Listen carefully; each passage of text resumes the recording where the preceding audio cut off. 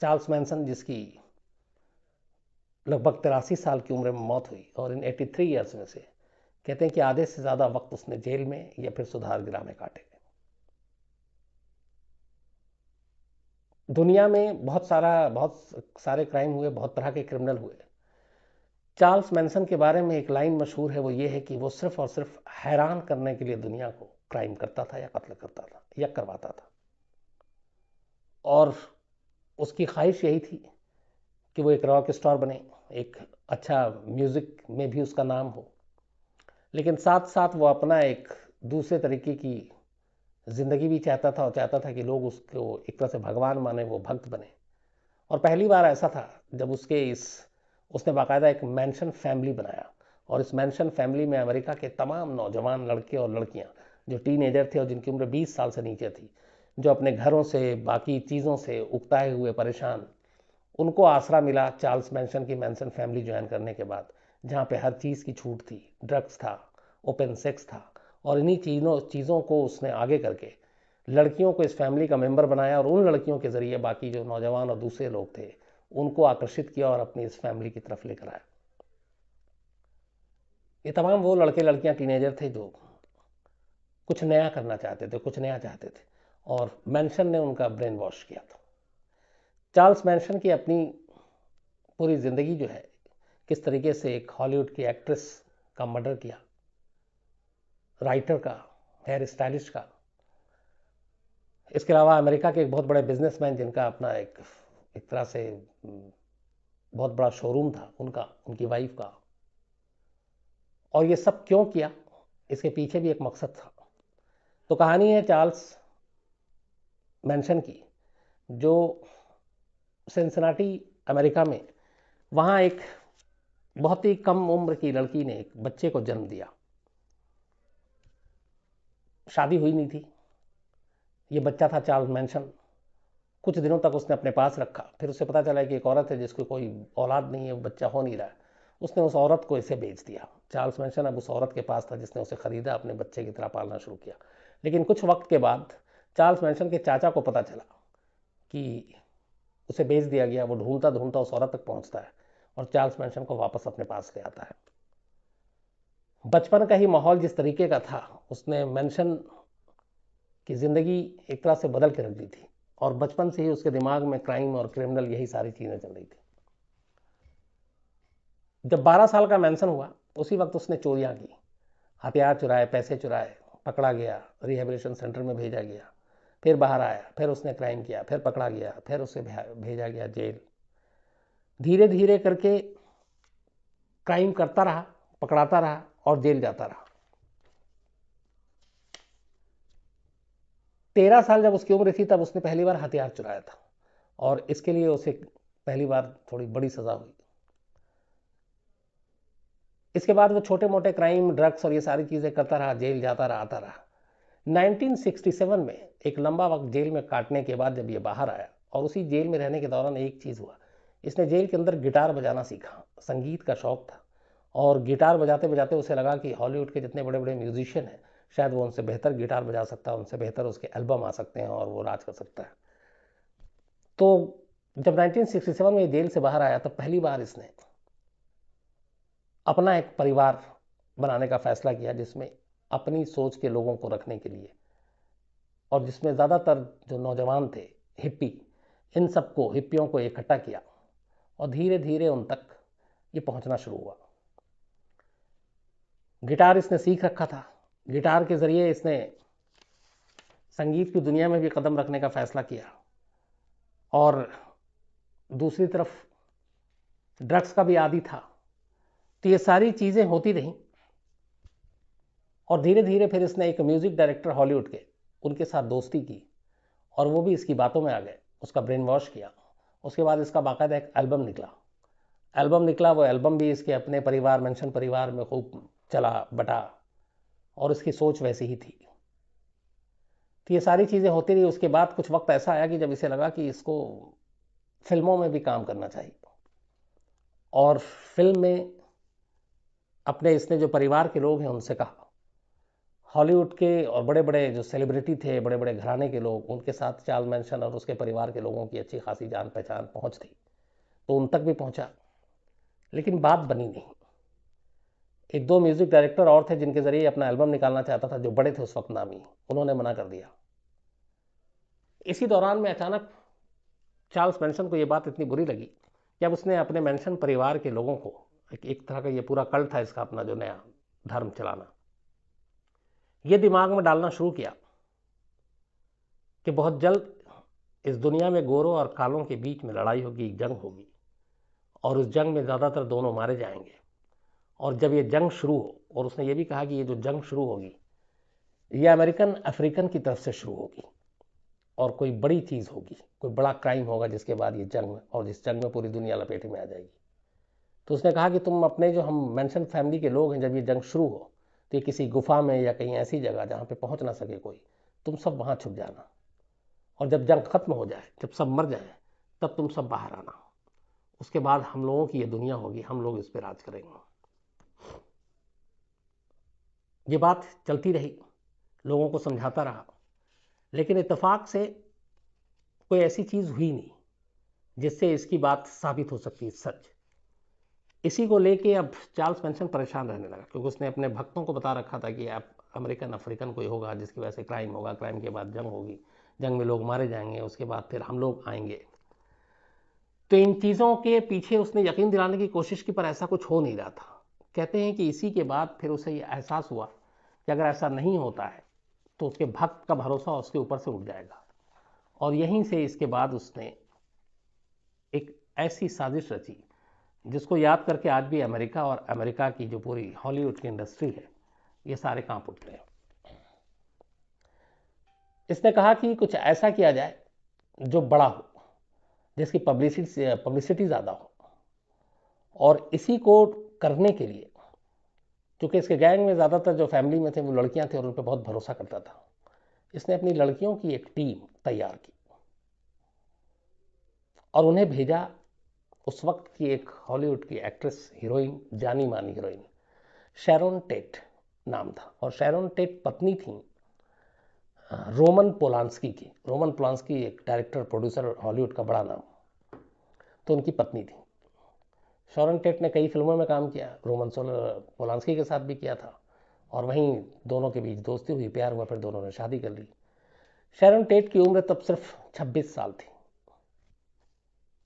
8-9 अगस्त 1969 की बात है, रात की।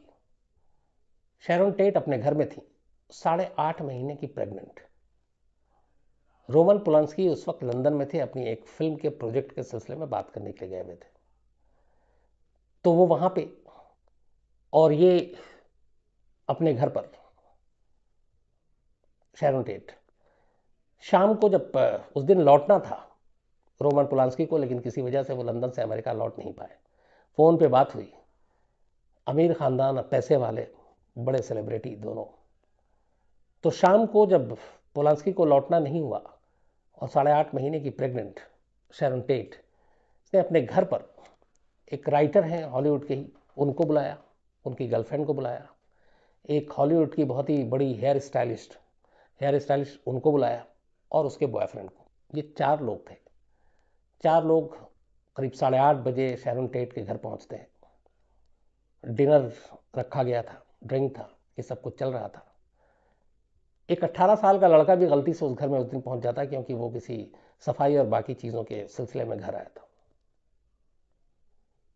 रात को मैनसन के कहने पे 4 लोग, जिनमें से 3 लड़कियां थी, एक घर पे पहुंचती हैं। घर जो है एक पहाड़ी के पास था। इन्हें ये डाउट था कि गेट के ऊपर शायद बिजली के तार वार लगे हुए हों, करंट ना लग जाए, तो पहले एक खंबे पे चढ़कर लाइट काटती हैं, उसके बाद दीवार फांद के घर के अंदर दाखिल होते हैं। गेट खोला जाता है, फिर चारों अंदर जाते हैं। रात करीब 12 बजे के आसपास का वक्त हो चुका था। अब 8 से 9 अगस्त में तारीख बदलने वाला था। अंदर जाने के बाद चार्ल्स मैनसन ने साफ कहा था कि उस घर में घुसने के बाद वो क्रूरता दिखाना, वो तुम जुल्म ढाना कि कोई देख के भी कांप उठे, ताकि लोग जब इसको सुने, पढ़ें, देखें तो वो दहल जाए। यही ये लोग करते हैं। अंदर घुसने के बाद जो पहले टकराता है पिस्टल और चाकू लेकर, गोली मारते हैं, चाकू मारते हैं। 18 साल का वो लड़का इत्तेफाक से उस वक्त घर से निकलने वाला था, वो भी टकरा जाता है, उसे भी मार देते हैं। हेयर स्टाइलिश राइटर, जो लेखक हॉलीवुड की फिल्मों का, वो, उसकी गर्लफ्रेंड, हेयर स्टाइलिश का बॉयफ्रेंड, और आखिर में अब बचती है शैरन टेट, 8.5 महीने की प्रेग्नेंट। वो हाथ जोड़ती है, गिड़गिड़ाती है, कहती है कि मैं प्रेग्नेंट हूँ, 8.5 महीने का बच्चा है मेरे पेट में, मुझे छोड़ दो, रहम करो। पर वो सामने लड़कियां हैं, फिर भी रहम नहीं करती, उसी पेट में चाकू मारती हैं अनगिनत। मारने के बाद जब तक वो तड़प के मर नहीं जाती, वो लोग वहीं रहती हैं। जब चारों मर जाते हैं तो शैरन टेट का खून उठाती हैं वो, और वो खून लेके बाहर आती हैं और दरवाजे पर लिखती हैं PIGS, पिग्स। इन जो मैडिसन फैमिली की एक सोच थी, चार्ल्स की, कि जो लोग इसे नहीं माने या इसकी सोच को नहीं मानते हैं, वो सब सुअर हैं, पिग हैं, और वो दुश्मन है। तो इसीलिए उस दरवाजे के बाहर PIGS, खून से शैरन टेट के लिखकर कातिल उस घर से निकल जाते हैं। रात को खबर ये फैलती है किसी पड़ोसी के जरिए, उसका सुबह होते होते पूरे हॉलीवुड में हड़कंप मच जाता है। एक जानी मानी एक्ट्रेस, एक मशहूर डायरेक्टर प्रोड्यूसर की बीवी, हॉलीवुड के एक हेयर स्टाइलिश, एक बेहतरीन राइटर, इन सब का कत्ल एक ही छत के नीचे हुआ था। हॉलीवुड ने ऐसा क्राइम इससे पहले कभी नहीं देखा था।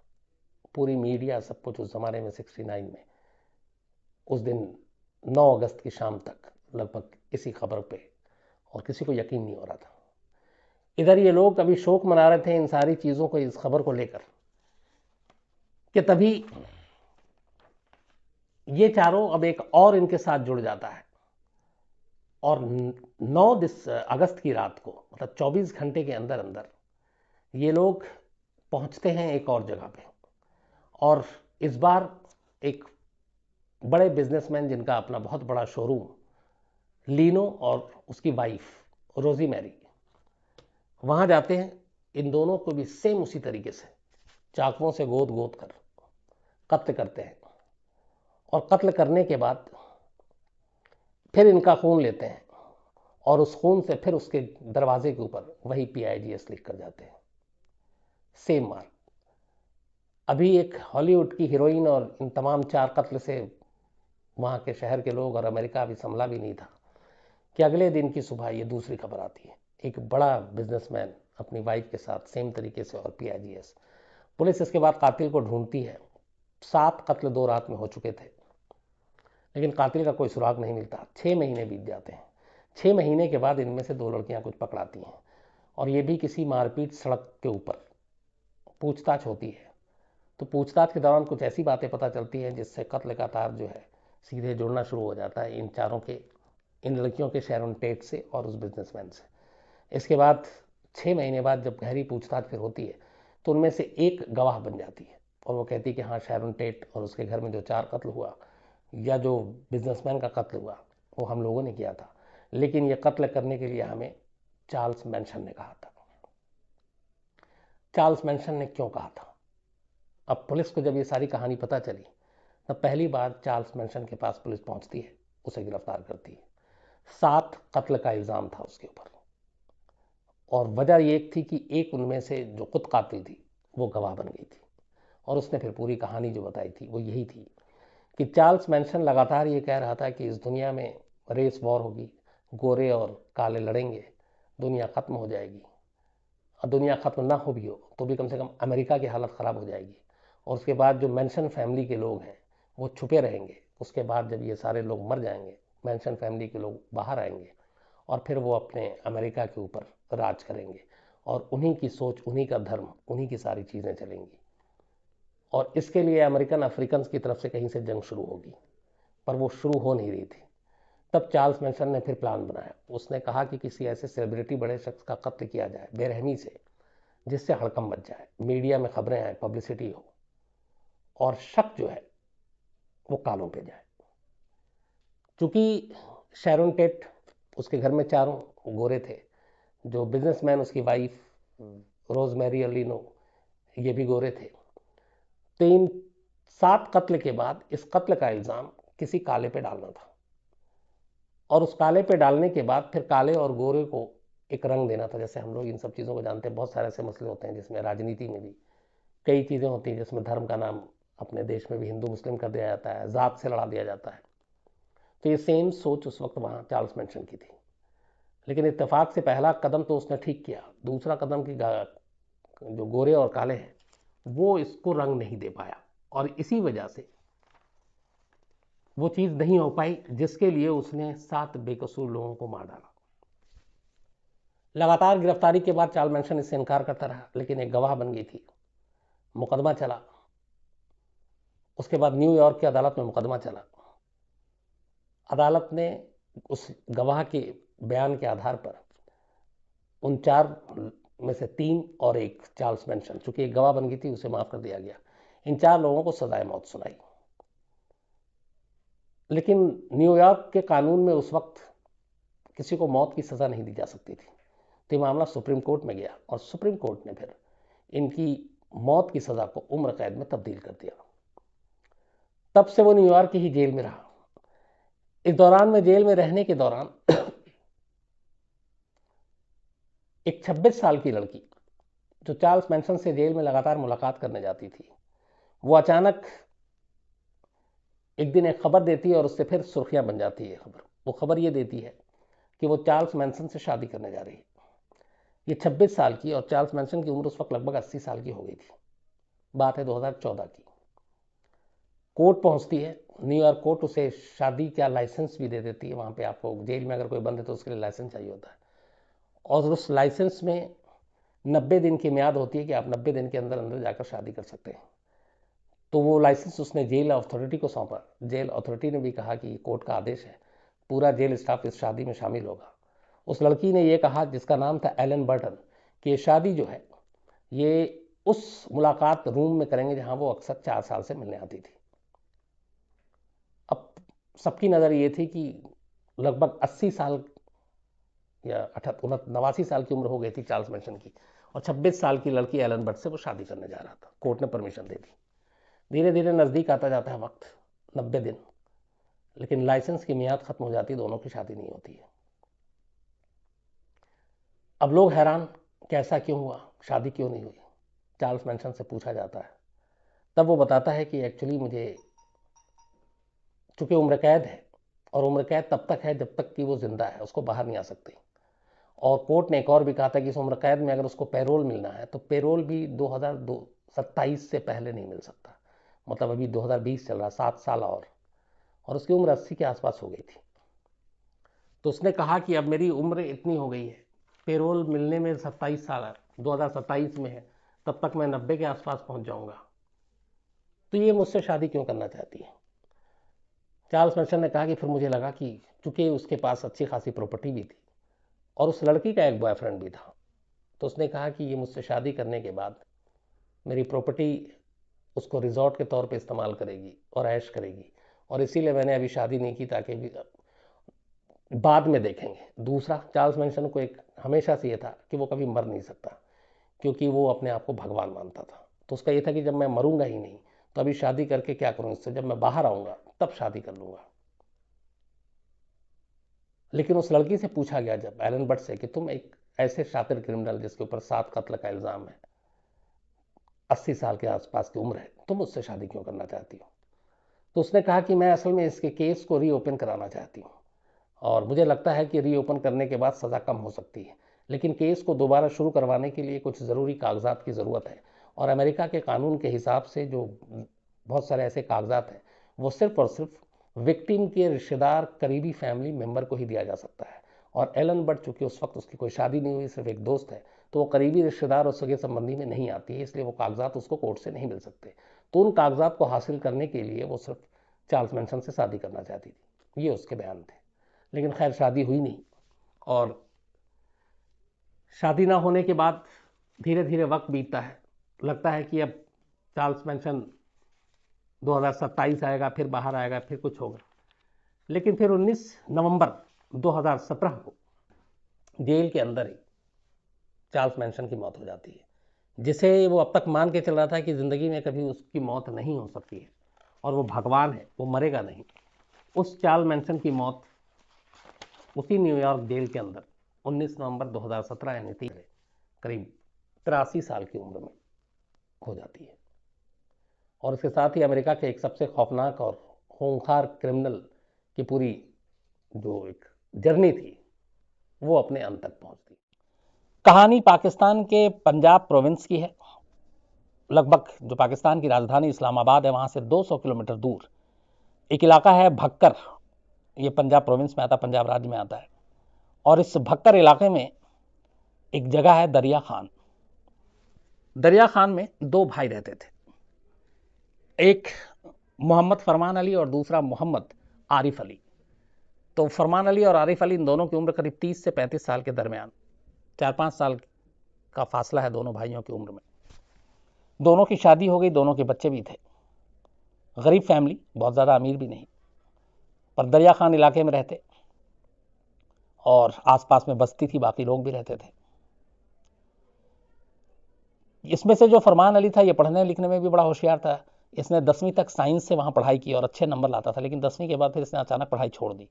दूसरा भाई आरिफ ने भी पढ़ाई छोड़ दी थी, फिर इनकी शादी हुई थी और शादी के बाद इनके बच्चे हुए। लेकिन इसी दौरान 2010 के आसपास दोनों भाइयों की बीवियों ने इन दोनों को छोड़ दिया और वो छोड़कर चली गई अपने बच्चों के साथ।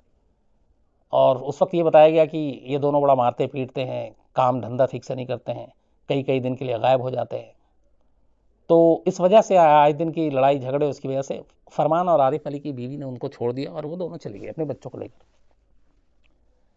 ये सारी चीज़ें चल रही थी। इसी बीच में 2011 में 2011 में अप्रैल में अचानक एक ऐसा वाकया होता है कि अगले 24-48 घंटे के अंदर पूरे पाकिस्तान में ये खबर फैल जाती है।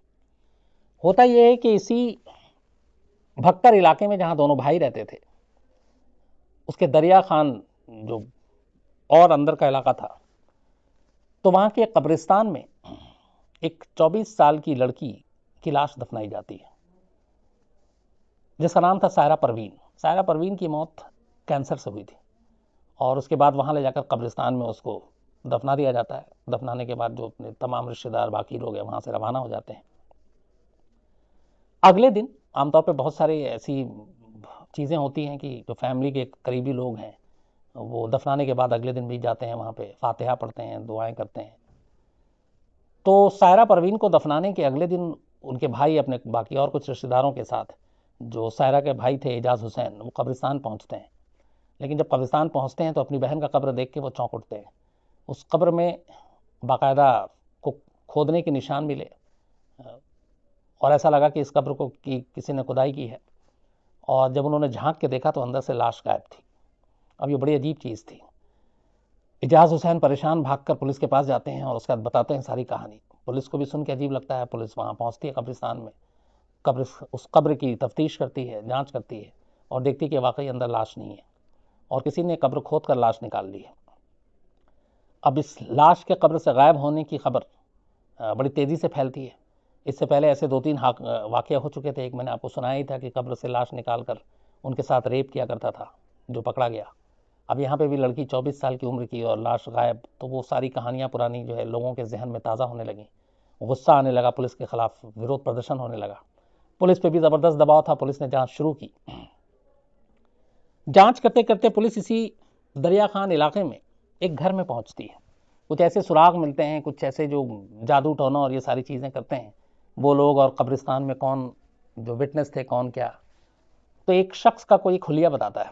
उस हुलिये के शख्स को पूछते पूछते पुलिस की टीम, उस वक्त वहाँ के इंस्पेक्टर फ़खर भट्टी थे इस इलाके के, वो अपनी टीम के साथ इसी दरिया खान इलाके में एक घर में पहुँचते हैं।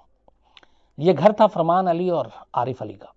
दोनों भाई, इनके माँ बाप भी साथ में थे, बीवी दोनों छोड़कर जा चुकी थी, एक बहन थी जिसकी दिमागी हालत ठीक नहीं थी। तो ये घर में पहुँचते हैं तो उस वक्त उनको वहाँ पे फरमान अली मिलता है घर के अंदर। तलाशी लेते हैं सब कुछ, पर उस घर से कुछ नहीं मिलता। लेकिन उस घर के अंदर एक दूसरा भी कमरा था, उसमें ताला लगा हुआ था। तो ये पूछते हैं तो वो बताता है कि ये आरिफ अली का कमरा है और आरिफ अली कहीं गया हुआ है। पुलिस चाबी लेती है, दरवाज़ा खोलती है, अंदर जाती है तो अंदर का मंजर देखकर पुलिस चौंक उठती है। अंदर में एक कमरे के बीच में एक बर्तन रखा हुआ था, एक देगची आप जिसको कहें, पतीला, और उसमें कुछ नॉनवेज था, वो करी बनाया गया था। पुलिस ने जब उस पतीले की तरफ उतना उस वक्त ध्यान नहीं दिया, फिर उसके बाद देखा कि उस बर्तन के पास में वहाँ पे एक लकड़ी का पटरा रखा हुआ है, एक छोटी कुल्हाड़ी रखी हुई, एक बड़ा सा चाकू रखा हुआ है, और उन सारी चीज़ों पे मांस के निशान है, मतलब काटा गया है। इसके बाद अचानक पुलिस जो है ये सारी चीज़ें देख के चौंक जाती है, लेकिन तब भी पुलिस को कुछ गुमान या ख्याल में भी नहीं था कि अभी आगे आने वाले वक्त में क्या होने वाला, अगले पल वो क्या देखने वाले हैं। ये सारी चीज़ें पुलिस देख रही थी, तभी एक जो इंस्पेक्टर थे फ़खर भट्टी, इनकी नज़र इन सारी चीज़ों के साथ ज़मीन पर चींटियों पे पड़ती है, और वो चींटियाँ एक लकीर बनाकर, कई बार आपने देखा होगा कि कोई चीज़ ऐसी होती है जिसके पास चींटी आती है और चींटी की पूरी झुंड होती है और वो लकीर बनाकर एक लाइन पे वो चलती हैं। तो उन्होंने देखा कि मोटी सी लकीर है चींटियों की, और वो इस जगह से सीधे चली जा रही है। तो उस चींटी की लकीर का पीछा करते हुए जब वो आगे बढ़ी पुलिस, तो देखा कि एक चारपाई है और चारपाई के नीचे वो चींटियाँ जा रही हैं। पुलिस ने चारपाई हटाई तो चारपाई के नीचे एक बोरी रखी हुई थी। पुलिस ने जब बोरी खोली तो उसके अंदर सायरा परवीन की लाश थी, जिसे 2 दिन पहले कब्र में दफनाया गया था। बोरी से जब लाश बाहर निकालती है तब पुलिस के हाथ पैर फूल जाते हैं। लाश का एक पैर जांघ के नीचे से काट दिया गया था, और उसी का मांस उस बर्तन में था जिसको इन दोनों भाइयों ने बनाया था और खाया था। क्योंकि उस बर्तन के अंदर से वो चीज़ें मिली, और जो बाकी वहाँ पे लकड़ी का पटरा था, जो कुल्हाड़ी थी, जो बड़ा सा चाकू था, उन सारी चीज़ों पे भी गोश्त के वो लगे हुए थे। भाई को जब पकड़ा गया, आरिफ को, तो उसने फ़ौरन ये चीज़ एक्सेप्ट किया, पर उसने कहा कि ये मेरे बड़े भाई फरमान अली ने बनाया है, और ये हम कब्र से निकाल कर लाए थे उसकी लाश को। इसके बाद पुलिस उस बर्तन को भेज देती है फॉरेंसिक जांच के लिए मुल्तान की लेबोरेटरी में। वहाँ से पता चल जाता है कि ये इंसानी गोश्त था इसमें, इस बर्तन में जिसको बनाया गया था। अब जब ये चीज़ें सामने आती हैं तो जाहिर सी बात है कि पूरा मोहल्ला जो है वो बिफर पड़ता है, जब उन्हें पता चलता है कि उनके बीच में, उनकी बस्ती के बीच में 2 आदमखोर रह रहे हैं जो कब्रिस्तान से लाशें निकालते हैं और खाते हैं। इसके बाद जब पुलिस दूसरे भाई को फिर पकड़ लेती है, वो भागा नहीं था, कहीं आसपास में ही था, दोनों से पूछताछ होती है, तो पता चलता है कि इन्होंने करीब अब तक 100 ऐसी लाशें निकाली होंगी कब्रों से, अलग अलग जाकर कब्रिस्तान से, और लाश निकाल कर लाते थे और उसे बाकायदा खाते थे बनाकर। और इसके पीछे क्या था, तो उन्होंने रीज़न बताया कि कोई एक जादू टोना वाला इनको मिला था और उसने बताया था कि अगर तुम इंसानी मांस खाओगे तो तुम्हें बहुत सारे फ़ायदे होंगे, और तुम मतलब बहुत अच्छी अच्छी चीज़ें होंगी, जो भी उसको भटकाया। तो उसके बाद इन्होंने, जिंदा लोगों को मारने की हिम्मत नहीं थी, तो इन्होंने कहा कि चलो इंसानी मांस की ही बात है, तो कब्रिस्तान से निकाल कर लेके आते हैं। तो कब्रों में जिन लाशों को ताज़ा ताज़ा दफनाया जाता है, ये उन लाशों पे नज़र रखते और उसके बाद निकालते और उसको फिर बनाते लाकर घर में और फिर खाते। जब ये चीज़ पता चली, फिर इन दोनों की बीवियों को भी पुलिस ने ढूंढा, उनसे पूछताछ की, और कि तुम लोगों ने क्यों छोड़ा अपने पतियों को, अपने शौहर को। तब उसने बताया कि ये कई कई दिन गायब होते थे, मारते पीटते थे, इनकी आदतें ख़राब थी, लेकिन इंसानी गोश्त को ये खाते हैं बनाकर, ये हमें नहीं मालूम। इसके बाद पुलिस इनको अदालत ले जाती है। तब तक लोगों का गुस्सा बड़ा वो था कि लोग ही इन दोनों भाइयों को मारने के ऊपर तुले हुए थे। पुलिस इनको भारी सुरक्षा देती है, प्रोटेक्शन देती है, अदालत में मुकदमा चलता है। अब अदालत में एक अजीब सी चीज़ आती है सामने, वो ये कि पाकिस्तान की के कानून में, पाकिस्तान के आईपीसी में, मतलब आईपीसी तो हमारा है, इंडियन पिनल कोड, उनका जो भी पिनल कोड है पाकिस्तान का, उसमें कहीं भी किसी आदमखोर के लिए कौन सा सेक्शन, कौन सी धारा लगाई जाए, उनके लिए क्या सज़ा हो, ये कोई प्रावधान ही नहीं था, क्योंकि इससे पहले उनको ऐसा कुछ सामने आया नहीं। तो इसीलिए सिर्फ मुर्दे की बेहुरमती, मतलब मुर्दे का अपमान करना, मुर्दे के साथ गैर इंसानी हरकत करना, ये केस बनाया गया, और इन दोनों भाइयों को 2 साल की सज़ा हुई, सिर्फ 2 साल की, अप्रैल 2011। 2 साल ये दोनों जेल में रहे भाई। 2013 में इन्हें छोड़ दिया गया। 2 साल जब कंप्लीट हुआ, ये बाहर आए। जब ये बाहर आए और लोगों को, ये अपने मोहल्ले में आए, तो लोगों को जब पता चला कि इनको रिहा कर दिया गया, तो लोगों का गुस्सा भड़क गया, और लोगों ने फिर वहाँ विरोध प्रदर्शन करना शुरू किया, टायरें वायरें जलाकर, जैसे अपने यहाँ भी होता है, ट्रैफिक जाम किया। लास्ट में पुलिस को फिर इन दोनों को हिफाजत इनकी करनी पड़ी, प्रोटेक्शन में देना पड़ा इन्हें। और उसके बाद ये दोनों भाई, उन्हें लगा कि लोग मार देंगे, तो इन्होंने वो अपना इलाका छोड़ा और कहीं गुमनाम जिंदगी बसर करने के लिए दोनों भाई निकल गए। 1 साल तक दोनों का कोई अता पता नहीं चला और पुलिस ने भी कहा था कि तुम अपनी पहचान और ये सारी चीजें गुप्त रखो वरना लोग मार देंगे। 2014 आ जाता है। 2014 आने के बाद अब ये एक नई जगह पे दोनों भाई रह रहे थे, एक गांव जैसा था। तो अचानक एक दिन 2014 और महीना भी अप्रैल का, फिर 2011 में भी महीना अप्रैल का था, पड़ोसियों को एक घर से अजीब सी बदबू आती है। पड़ोसी पुलिस को खबर करते हैं। पड़ोसियों को नहीं मालूम था कि इस घर में जो रहते हैं वो लोग कौन है। पुलिस आती है शिकायत सुनकर। पुलिस कुछ जो मोहल्ले के बुजुर्ग थे उनको लेकर उस घर में दाखिल होती है।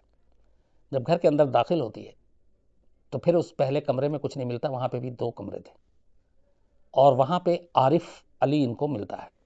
पुलिस पहले तो आरिफ अली को पुलिस जानती थी, अच्छे से पहचानती थी। इसके बाद कमरे की तलाशी लेती है, कुछ नहीं मिलता। दूसरा कमरा फिर इस बार ताला लगा हुआ था। फिर पुलिस चाबी लेती है, फिर ताला खोलती है।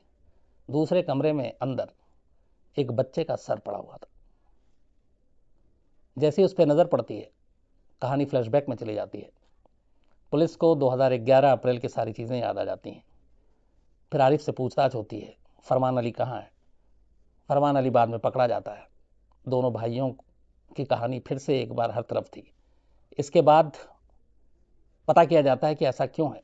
तो फिर यह था कि इन्होंने अपना पुराना जो पागलपन था वो छोड़ा नहीं था। जेल से आने के बाद 2 आदमखोर भाई फिर से आदमखोर बने हुए थे। जहां जब मौका मिलता कब्रिस्तान पहुंचते, किसी मुर्दे को निकालते खाते। कहते हैं कि करीब 150 लाशें एक बार आदमखोर का मतलब तमगा मिलने के बाद भी, तमगा भी नहीं कहेंगे इसे, अच्छी चीज नहीं है, मतलब आदमखोर जग जाहिर हो चुके थे। उसके बाद 2 साल जेल में रहते हैं, 2 साल के बाद बाहर आते हैं और उसके बाद फिर से आदमी को खाना शुरू कर देते हैं। तो ऐसी मिसाल कोई और नहीं मिलती। तो पता चला कि अच्छा, ये जब 2 साल रहे थे तो ज़्यादातर ये मियाँ वाली जेल में थे, लेकिन मियाँ वाली जेल के बजाय इनको किंग एडवर्ड हॉस्पिटल था, वहाँ रखा गया था जहनी हालत की वजह से भी, कि कुछ चेक करें कि ऐसे कैसे हैं। और 2 साल के बाद आने के बाद फिर उन्होंने अपना वही काम शुरू किया। फिर दूर दराज के कब्रिस्तानों में, और एक साथ कभी एक ही कब्रिस्तान से लाशें नहीं निकालते, अलग अलग कब्रिस्तान से जाकर निकालते।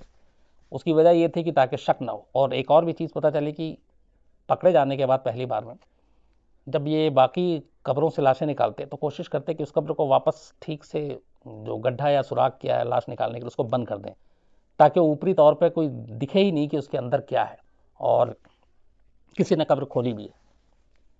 तो इस वजह से बहुत सारे लोगों को तो यही पता नहीं कि जिस कब्र पे वो जा रहे हैं फातिहा पढ़ने, दुआ पढ़ने, जो उनके अपने अंदर हैं, अंदर में कुछ है भी कि नहीं, कोई लाश है भी कि नहीं, बहुत सारे लोगों को मालूम ही नहीं था और ये अपना काम कर रहे थे। तो इस बच्चे का जब सर मिला, पुलिस ने इन्वेस्टिगेशन किया तो पता चला कि ये एक पड़ोस में ही एक मोहल्ला है, वहाँ बच्चे की मौत हुई थी कुछ दिन पहले ही, और एक जो कब्रिस्तान था वहाँ दफनाया गया था। ये दोनों गए, इन्हें मालूम था उस बच्चे की मौत के बारे में, उसकी लाश को बाहर निकाल लिया था और उसके भी कुछ हिस्सों को इन्होंने बनाकर और वो खाया था। जो भी पुलिस ने फिर इनसे पूछताछ की उसमें पता चला कि हमेशा जो इंसानी मांस गोश्त था उसका ये करी बनाते थे और करी बनाकर उसे रोटी या चावल के साथ खाते थे। इसके बाद फिर पुलिस इनको अरेस्ट करती है। अब तक खबर हर तरफ फैल जाती है। अब पहली बार पाकिस्तान की अदालत और पुलिस ये सोचने पे मजबूर होती है कि क्या किया जाए, ऐसा कौन सा कानून हो जिसमें ऐसे वहशी लोगों को, ऐसे दरिंदे लोगों को फिर से समाज में आज़ादी के साथ घूमने ना दिया जाए, इनकी आज़ादी पे रोक लगाई जाए। लेकिन पाकिस्तान में आदमखोर के लिए कोई कानून ही नहीं है। तब यह हुआ कि इनको एंटी टेररिस्ट कोर्ट में इनके ऊपर मुकदमा चलेगा और उसके लिए फिर जो सजा है वो भी ज़्यादा हो। एंटी टेररिस्ट कोर्ट में फिर अब दूसरी बार जब ये गिरफ्तार हुए उसके बाद मुकदमा चला।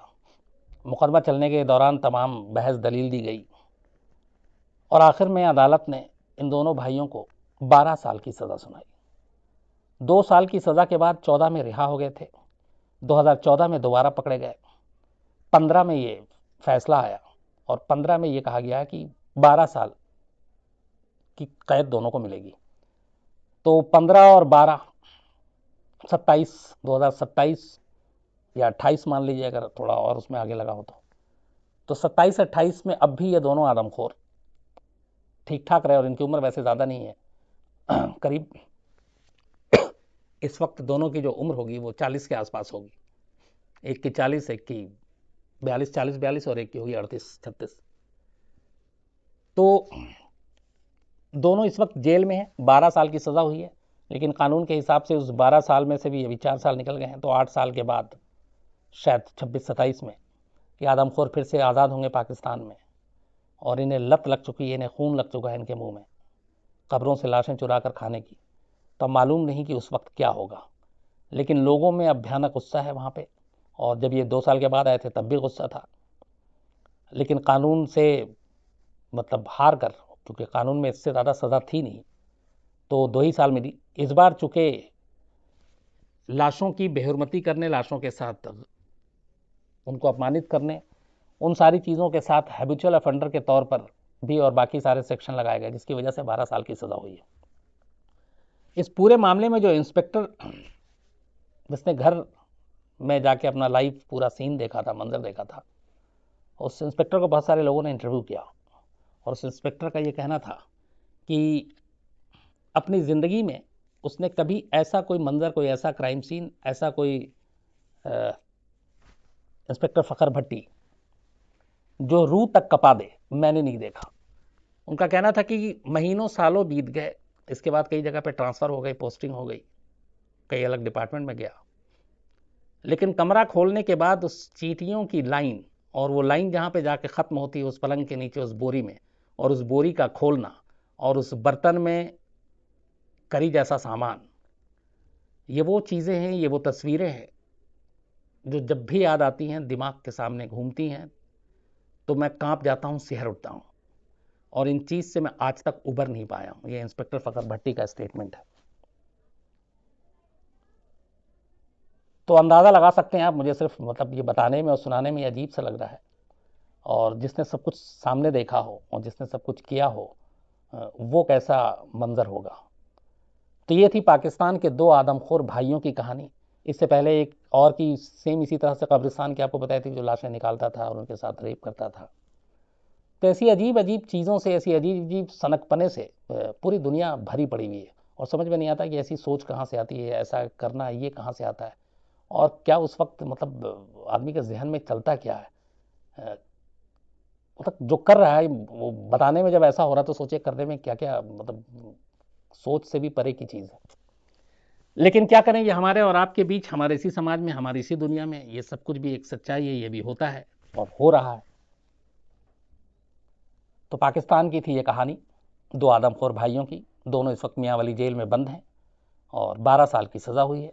12 साल के बाद देखना ये है कि वो जेल से बाहर आते हैं या उन्हें रोकने के लिए कुछ नया जो कानून और पुलिस है वो कुछ और करती है। क्योंकि ये एक चीज़ तय है, और वो ये है कि वो जब बाहर आएंगे और अगर लोगों को पता चल गया तो पुलिस के लिए एक सरदर्द ये भी है कि वो उन्हें छोड़ेंगे नहीं।